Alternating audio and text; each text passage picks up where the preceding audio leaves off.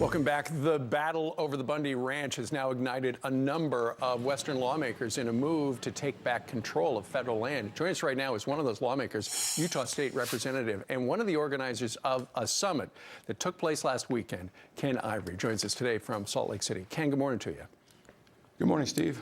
Before this cattle battle, you personally have been working for a couple of years to try to get under state control a lot of the land currently owned by the federal government. Why is that, Ken? Well, we have this really radical idea, Steve, that the federal government ought to honor to the western states the very same statehood promise that it kept with all states east of Colorado.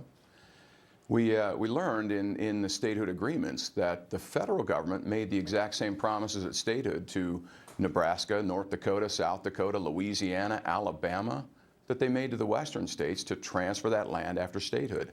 We have about $150 trillion in mineral value locked up in these federally controlled lands, and yet, Steve, in our state, in Utah, we're $2.5 billion below average in per pupil funding for education. Sure. We've got a map that we can put up that shows some of the states where, for instance, okay, those are the 9 states that were represented. Interesting that California not represented. We got one more map that shows some of the proportions. Look at the state of Nevada. 81% of it is owned by federal. You got half the state in Wyoming, 61% in Idaho. Ken, let me ask you this. If the states control the land rather than the federal government, how would things be different? Well, what we're seeing, Steve, when you have a forest side by side, a state-controlled forest next to a federally controlled forest, when these massive catastrophic wildfires ravage through, they completely burn through the federal forest because they're not harvesting any timber. They're not tending the garden. And yet in the state forest, tribal forest, private forest, they drop to the ground. On state-managed land, you have states on average, study out of Nevada, states on average generate a positive $6.30 an acre positive net revenue, while at the same time the federal government loses $1.86. Sure.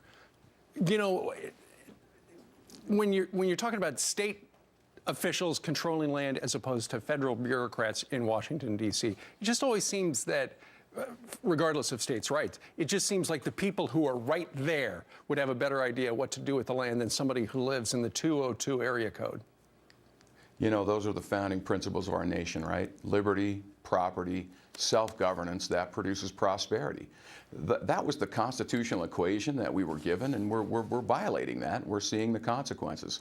We're seeing the economic and environmental urgency is apparent, to quote Governor Steve Bullock from Montana at the Western Governors Association last year. Sure. And now, Cliven Bundy, the fellow who's entangled with the Bureau of Land Management right now. The government says he is owing them $1 million in back grazing fees. He says he doesn't recognize federal authority on the land that his family has grazed on since the 1870s. Do you take a side in the Cliven Bundy saga? Yeah, this is so much bigger than Bundy, Steve. The issues are all across the West where the federal government is exerting control over things it was never supposed to control. In short, going back from the Revolutionary War forward, the federal government was supposed to be a trustee. They do own the land. They do hold title to the land in trust. And right. Supreme Courts, Congresses, others have reiterated that point all the way up to our statehood. And so they hold title, but they have a duty to dispose of the land, just like they did with all states east of Colorado. In fact, Steve, there's a BYU Law Review article that came out a couple weeks ago that goes through in detail the legal background, constitutional background on the federal government's duty to dispose of these lands as a trustee. It simply just hasn't honored the same promise. Well, let's hope they take notice and look at the historical precedent that's already happened. Ken Ivory, out there in Salt Lake City today. You're the first person up out in Salt Lake City. Good morning to you, and thank you very much for joining us on this Easter Monday. Thanks, Steve. All right. Good luck to you. All right.